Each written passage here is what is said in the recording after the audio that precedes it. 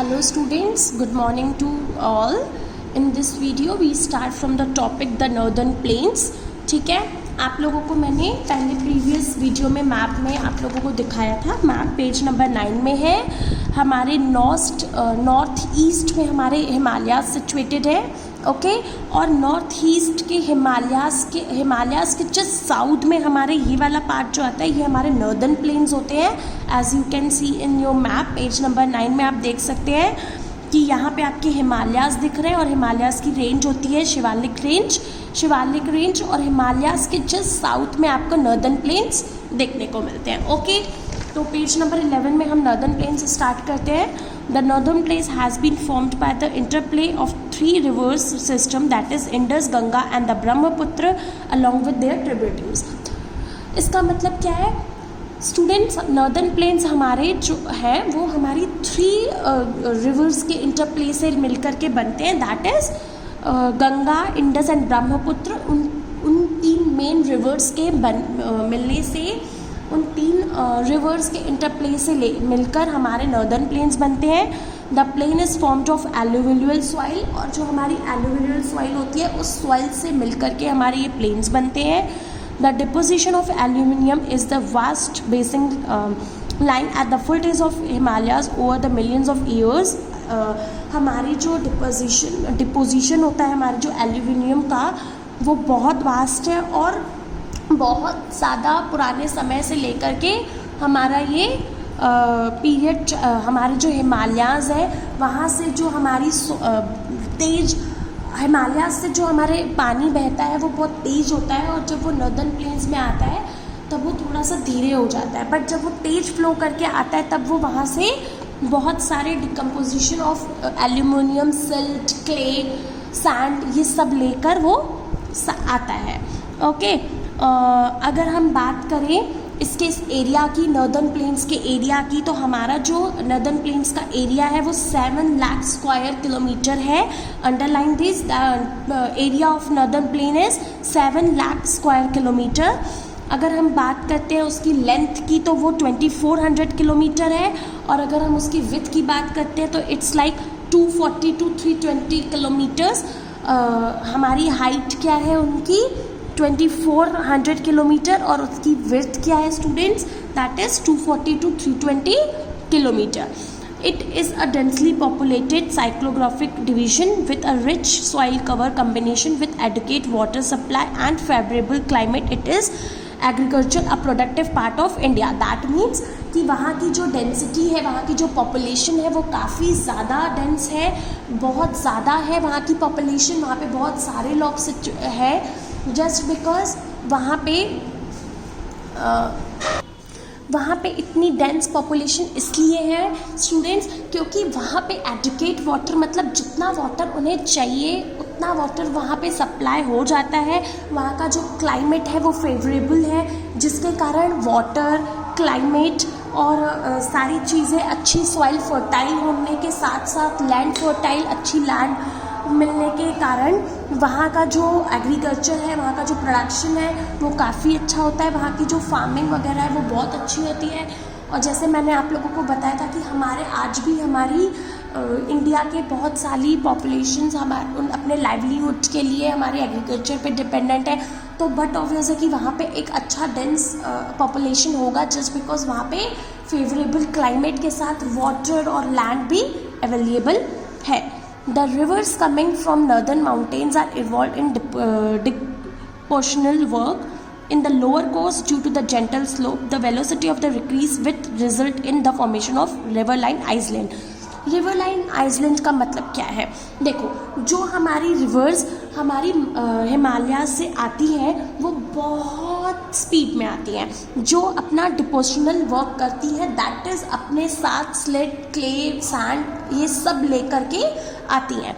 But जब जैसे ही वो हमारे नॉर्दर्न प्लेन्स में आ जाती हैं, नॉर्दर्न प्लेन से उनकी जो वेलोसिटी है, उनके जो फ्लो की वेलोसिटी है वो कम हो जाती है और उन वेलोसिटी के डिक्रीज़ होने के कारण वहाँ वो आगे बढ़ती जाती है और वहाँ पे जो उनका सैंड और स्लिट है वो वहाँ जमा होता ही जाता है. जब वो वहाँ जमा होता जाता है तो वहाँ पे वो एक लैंड आइसलैंड टाइप का फॉर्म करता है, जिसे हम रिवर लाइन आइसलैंड्स कहते हैं। बिकॉज जो हमारे रिवर्स की वेलोसिटी है, जो हिमालय से हमारे रिवर्स आते हैं और फिर वो जब धीरे धीरे उनकी वेलोसिटी डिक्रीज़ हो जाती है और वो धीरे धीरे आगे बहते जाते हैं, आगे बहते बहते वो पीछे सैंड और स्लिट छोड़ते हुए जाते हैं। सैंड और स्लिट मिलके एक आइसलैंड फॉर्म करते हैं, जिन्हें हम रिवर लाइन आइसलैंड कहते हैं। The rivers in this lower clop slip into the numerous channel due to the deposition of slit. These channel are known as tributaries.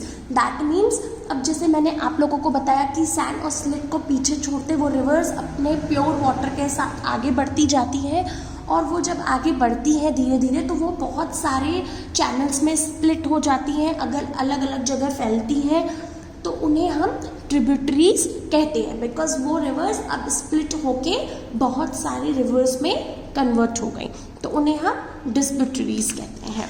ठीक है, देन है the northern plain is broadly divided into 3 sections. That is, the western part of the northern plain is referred to the Punjab plains. अब हमारा जो northern plains है वो 3 parts में, 3 sections में divide है. That is Punjab plains, Ganga plain and Brahmaputra plain. Okay, कौन कौन से plains है? 3. हमारा फर्स्ट है northern plain, सेकेंड है गंगा प्लेन एंड थर्ड है हमारा ब्रह्मपुत्र प्लेन। दैट मीन्स हमारे जो नॉर्दर्न प्लेन, हमारा जो वेस्टर्न पार्ट है नॉर्दर्न प्लेन का, नॉर्दर्न प्लेन के वेस्टर्न पार्ट को हमने पंजाब प्लेन्स कहा है, जो कि किससे मिलकर बना है? इंडस और उसकी ट्रिब्यूटरीज से मिलकर के बना है, और उसका बहुत सारा पार्ट पाकिस्तान की तरफ भी है। The Indus and its tributaries Jhelum and the Chambal, Ravi, Byas and the Satluj originate in Himalayas. ये सारी हमारी हिमालयाज से मिलकर के बनी है, और ये सारी हमारी किस तरफ आती हैं? पंजाब प्लेन्स में आती हैं। This section of the plain is dominated by the Dobes, और ये हमारी सारी जो भी है सतलुज, झेलम, चनाब, रवि, ये सब हमें हमारे वेस्टर्न पार्ट में मिलेंगी नॉर्दर्न प्लेन्स के। ओके, जिन्हें हम पंजाब प्लेन्स भी कहते हैं। उसके बाद हमारा गंगा प्लेन आता है। गंगा प्लेन हमारा स्टार्ट होता है घग्गर से लेकर के, रिवर से लेकर के तीसा रिवर तक। हमारे नॉर्दर्न प्लेन्स कहाँ से कहाँ तक है? घाघर से लेकर तीसा रिवर्स तक। It is spread all over the state of north India. हमारे नॉर्थ इंडिया के सारे स्टेट्स में ये बटी हुई हैं, जैसे हरियाणा में, दिल्ली में, UP, Bihar, Jharkhand, West Bengal to its east. ठीक है, तो हमारे नॉर्थ से लेकर के हमारे ईस्ट तक ये फैली हुई है, और ये कुछ स्टेट्स हैं लाइक यूपी, बिहार, पंजाब, इन सारे स्टेट्स में हमें ये गंगा रिवर देखने को मिलती है, क्योंकि वो घाघर से लेकर तीसा रिवर तक हमारे गंगा प्लेन, पूरा गंगा प्लेन हमारा कहाँ से कहाँ तक कहा जाता है? घाघर से लेकर तीसा रिवर्स तक। The northern plain are generally described as flat land with no variation in its relief. It is not true. These vast plains also have diverse relief features according to the variation in relief features.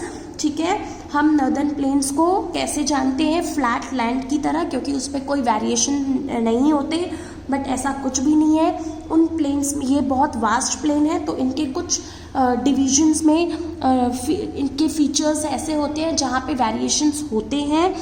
Okay, the northern plains can be divided into 4 regions, और वो 4 regions में divided है। Rivers after descending from the mountain deposit pebbles in a narrow belt of 8 to 16 kilometre. Rivers के बाद हमारे mountains deposits भी आते हैं, पेबल्स भी आते हैं, जो कि 8 to 16 किलोमीटर की विड्थ के होते हैं, और वो हमारे स्लोप्स के, हमारे जो शिवालिक्स हैं, शिवालिक स्लोप के पैलर जाते हैं, जिन्हें हम भाबर के नाम से जानते हैं। Okay, all the stream disappear all the streams disappear in the Bhabar belt. South of this belt, the streams and rivers remerge and create a wet. ठीक है, उसके बाद ये जो रिवर्स है, ये जो बाबर बेल्ट है, ये बाकी रिवर्स से रीमर्ज हो जाता है, वापस से मर्ज होके एक wet, swampy and marshy region create करता है, दैट इज टेराई। ठीक है, वापस से ये सारे जो भी प्लेन्स और रिवर्स हैं जो स्प्लिट किए हुए होते हैं, वो वापस से मर्ज होते हैं, रीमर्ज होते हैं। This was a thickly forested region full of wildlife. और यहाँ ये जो नॉर्दर्न प्लेन होते हैं, नॉर्दर्न प्लेन भी काफ़ी ज़्यादा डेंस फॉरेस्ट से कनेक्टेड रहते हैं और वहाँ पे वाइल्ड लाइफ भी पॉसिबल है. The forest have been clear to create agriculture land and to settle migrates from Pakistan after partition. ठीक है, हमारे जब से पार्टीशन हुआ पाकिस्तान से, उसके बाद से पाकिस्तान वालों ने इस रीजन को लैंड को फॉरेस्ट को काट के डिफॉरेस्टेशन किया और वो उस लैंड को एग्रीकल्चर लैंड में कन्वर्ट कर दिया, जिस locate Dudhwa national park in this region. और फिर वहाँ पे हमारा वाइल्ड लाइफ, जैसे मैंने आप लोगों को बताया कि वहाँ फॉरेस्ट अच्छा है ना, तो वहाँ जब उन्होंने कुछ फॉरेस्ट को काट करके उन्होंने वहाँ पे एग्रीकल्चर लैंड का क्रिएशन किया और कुछ को उन्होंने डुनवा नेशनल पार्क में कन्वर्ट कर दिया. The largest part of the northern plain is formed of older aluminium. और जो हमारा नॉर्दर्न प्लेन्स है वो किससे मिलकर के बने हैं? एल्यूमिनियम से मिलकर के बने हैं. It lies above the flood planes of the reverse and present terrace like feature. और ये हमारे बहुत सारे रिवर्स से मिलकर के बने हैं और ये टेरेस लाइक फीचर इसलिए बिकॉज वहाँ की जो लैंड है वो बहुत फ्लैट और एग्रीकल्चर लैंड है और वहाँ की जो सॉइल है वो काफ़ी ज़्यादा फर्टाइल है. Okay, this part is also known as Bhabar और इस पार्ट को हम भागर भी कहते हैं. The soil in this region contain calcareous deposit locally known as kankar. ठीक है, अभी मैंने आप लोगों को क्या बताया, जैसे हिमालय से जो हमारे पानी रिवर्स आती है, हिमालय से जो वाटर आता है वो बहुत सारे उसकी जो वेलोसिटी होती है वो काफ़ी ज़्यादा होती है, इसलिए वो पानी के रिवर्स के साथ साथ स्लिट, क्ले और सैंड भी लेके कुछ डिपॉजिट पार्टिकल्स को भी लेकर नीचे आता है. लेकिन उसके बाद जब नीचे नॉर्दर्न प्लेन से उनकी वेलोसिटी डिक्रीज़ हो जाती है और जब वो आगे बढ़ने लगते हैं पीछे हम सैंड को और स्लिट को छोड़ते हैं, तो जब वो सैंड और स्लिट मिलकर के हमें रिवर लाइन आइसलैंड देते हैं और वो जो पानी आगे बढ़ता है उसे हम भांगर कहते हैं. और अगर वो पत्थरों और पार्टिकल्स के साथ आता है उसे हम उन डिपॉजिट्स को, जब उनमें उस वाटर के साथ स्लिट और सैंड मिक्स रहता है, उस पर्टिकुलर डिपॉजिट्स को हम कंकड़ कहते हैं. द